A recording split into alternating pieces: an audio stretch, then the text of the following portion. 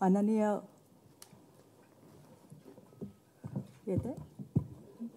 मुख्यमंत्री साहेब देवेंद्रजी फडणवीस साहेब, माननीय चंद्रकांतदादा पाटील, माननीय नितीनजी करीर, सुधांशुजी, आयुक्तजी राजेंद्रजी भोसले, समोर असलेले यशदाचे बर्वे चॅरिटेबल ट्रस्टचे सर्व सभासद, आज हे जे अर्बन डायलॉगच्या निमित्ताने खरं तर खूप चांगला सेशन मला असं वाटतं हे केला आणि त्याच्यामध्ये बोलण्याची संधी मला मिळाली हे सर्वात महत्त्वाचं आहे.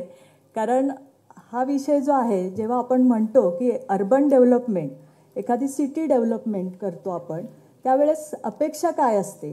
जेव्हा आपण बाहेरच्या देशामध्ये जातो त्यावेळेस आपण बघतो की क्लीन सिटी आहे, ट्रान्सपोर्ट चांगला आहे, जर आपल्याला वॉक करायचं असेल तर आपण वॉक करू शकतो, प्रदूषण नाही आहे.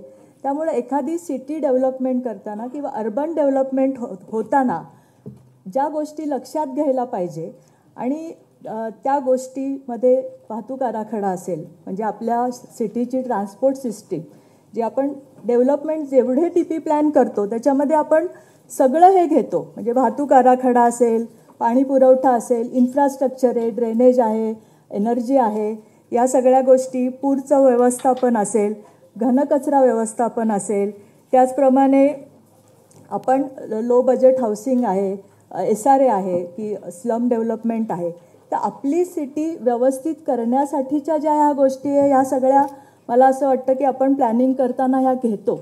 पण आज जर आपण बघितलं की जेवढे म्हणजे देवेंद्रजींचे मी खरंच आभार मानेन की मागच्या 14 ते 19च्या काळामध्ये जवळजवळ त्यांनी 200 DP हे इतक्या फास्ट केले. नाहीतर आपल्याला सवय होती की 11-11, 12-12 वर्ष DP रखडतोच आहे, होतोच आहे. 200 DP त्यांनी केले आणि आता पुढच्या ह्याच्यामध्ये जे काही राहिलेले DP आहे 150-200 ते त्यांच्याकडनं होतील. कारण मला इथे आवर्जून सांगावंसं वाटतं की एक विजनरी नेता असल्यानंतर काय होऊ शकतं याचं उदाहरण आणि ग्रास्पिंग असल्यानंतर काय होऊ शकतं याचं उदाहरण म्हणजे मुख्यमंत्री साहेब आहेत.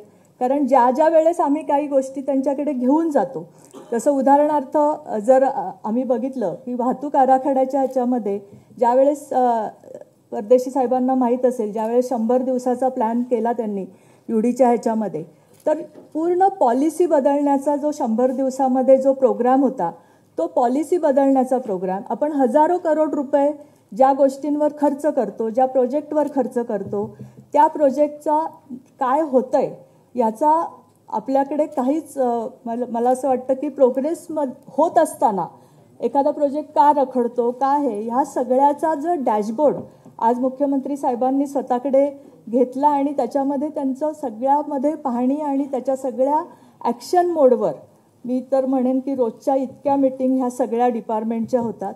हे जर व्हिजन असेल तर मला वाटतं की पुढच्या 5 वर्षात जे आपण म्हणतो की अर्बन डेव्हलपमेंटमध्ये आपल्याला काय पाहिजे, नागरिकांना काय पाहिजे. कारण जर इम्प्लिमेंटेशन होत नसेल, आज सगळे अधिकारी इथे समोर बसलेले आहेत, ज्या गोष्टीचं इम्प्लिमेंटेशन होत नाही. आज तुम्ही बघा, जर DP करून दिले सरकारने, DP करून दिल्यानंतर किती टक्के आपण इम्प्लिमेंटेशन केलं, ते का नाही होत याच्यावर सुद्धा मला असं वाटतं आपल्याला विचार करायला पाहिजे आणि आपण तो विचार करतो. आणि त्याच्यामध्ये सर्वात म्हणजे कुठल्याही गोष्टीची पर्वा न करता निर्णय घेणारं नेतृत्व जर असेल, जसं उदाहरणार्थ मी इथे आवर्जून सांगू इच्छिते की PMRDAचा DP जेव्हा झाला त्यावेळेस तो DP पुढच्या 30-40 वर्षासाठी योग्य नाही आहे हे लक्षात आल्यानंतर तो कॅन्सल करण्याचं जे डेअरिंग जे मुख्यमंत्री साहेबांनी दाखवलं, मला असं वाटतं की पुणे शहरासाठी सुद्धा आज आपण बघतो की बाकीच्या समस्या आहेत. आपला वाहतूक आराखडा इम्प्लिमेंट व्हायला पाहिजे. सर्वात हिलटॉप, हिस्लोप आणि BDP या गोष्टीच्या ज्या पॉलिसी आपण केल्या त्याच्यामुळे आता पुणे शहराची परिस्थिती काय झाली, जर तुम्ही गुगल मॅप करायला गेला किंवा जर तुम्ही बघितलं तर तुम्हाला दिसेल की आज जवळजवळ BDPच्या आणि हिलटॉपच्या जागेवर आपण खूप चांगल्या इंटेन्शननी हे सगळं केलं, पण त्याच्यामध्ये आपण एन्व्हायरमेंट करू शकलो का, वाचवू शकलो का, प्रदूषण थांबवू शकलो का, तर नाही, आपण ते वाढवलं. आणि त्या जर ह्या गोष्टी नीट होत नसतील तर पॉलिसी बदलणं हे आपलं काम आहे. आणि जसं सरकार म्हणून सरकार, प्रशासन आणि पब्लिक या तिन्ही गोष्टीचा त्याच्यावर मला वाटतं जो होल्ड आला, कारण इंदोरसारखी सिटी मगाशीच आम्ही डिस्कस केलं की इंदोरसारखी सिटीमध्ये घनकचरा व्यवस्थापनाचा योग्य हे लागू शकतो आणि सिटी सुंदर आणि स्वच्छ होऊ शकते, तर बाकीच्या सिटी का नाही होऊ शकत. या सगळ्या गोष्टींनी ह्या जो डायलॉग दिवसभर चालेल या दृष्टीने मला असं वाटतं की थोडा विचार केला पाहिजे. आणि सिटी चांगली दिसण्यासाठी जसं आपण अर्बन डेव्हलपमेंट म्हणतो तसं अर्बन डिझायनिंग या क्षेत्रामध्ये पण आपल्याला थोडंसं लक्ष घातलं पाहिजे. येणारी गावं जी आपण आता PMRDचा तर कॅन्सल केला, पण ज्यावेळेस पुढचं प्लॅनिंग आपण करू, 11 गावचा DP आपला चालू आहे, पुढचं प्लॅनिंग आपण करू तेव्हा अर्बन डिझायनिंगचा पण विचार त्याच्यात केला पाहिजे. आपण बाहेर गेल्यावर आपण बघतो की एकसारख्या छान इमारती दिसतात, डोळ्याला चांगलं वाटतं, ते आपण का नाही करू शकत. आणि आपल्याकडे जर बघितलं तर प्रशासनामध्ये इतकं ब्रेन आहे. करीर साहेब, आम्हाला माहिती आहे की करीर साहेब आणि आम्ही प्रत्येक गोष्टीमध्ये वाद घालून का होईना, पण करीर साहेबांच्यामुळे खूप साऱ्या गोष्टी होऊ शकल्या त्यावेळेस.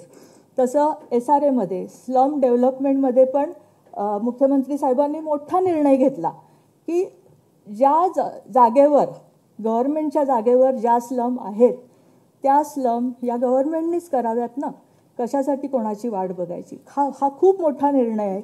त्या दृष्टीने आपण ते पण नीट करू शकलो, लो हाऊसिंग करू शकलो, तर मला असं वाटतं की ह्या सगळ्या गोष्टीमध्ये खूप चांगल्या गोष्टी होतील. आणि शहर, शेवटचा मुद्दा सांगते की शहर जर आपल्याला चांगलं दिसायला पाहिजे असेल तर सर्वप्रथम तर अनधिकृत बांधकामं, अतिक्रमण आणि फ्लेक्स, अनधिकृत होर्डिंग, फ्लेक्समुक्त शहर का नाही करू शकत, ह्या गोष्टी मला वाटतं करायला पाहिजे. तरच आपलं शहर, मी स्वतः बघितलं की हैदराबादसारखं शहर पण आज फ्लेक्समुक्त होऊ शकतं. तर आपण पुणे, मुंबई हे शहर का, मुंबईला खूप नाही आहे पण पुण्यामध्ये मला सांगावंसं वाटतं की खूप अतिरेक सगळ्या गोष्टीचा झाल्यानंतर शहर हे गलिच्छ दिसायला लागतं. ज्यावेळेस आपण मोठ्या मोठ्या गोष्टीचा विचार करतो की मेट्रो पाहिजे, हे पाहिजे, ते पाहिजे, त्यावेळेस या बेसिक गोष्टीचा पण विचार अर्बन डेव्हलपमेंटमध्ये केला पाहिजे. एवढंच सांगते. तुमचा डायलॉग तुमच्याबरोबर नंतर पण चालू राहील. मी मुद्दाम ह्या गोष्टी इथे सांगितल्या कारण थोडे अधिकार राज्यमंत्र्याला कमी असतात, त्यामुळं देवेंद्रजींच्याकडनंच सगळ्या गोष्टी इम्प्लिमेंट करून घ्यायला लागतात, म्हणून मी इथं बोलले. नाही तर तुम्ही म्हणाल की मंत्री आहेत आणि तुम्हीच आम्हाला काय सांगता. मला इथे बोलण्याची संधी दिली त्याबद्दल धन्यवाद. जय हिंद, जय महाराष्ट्र.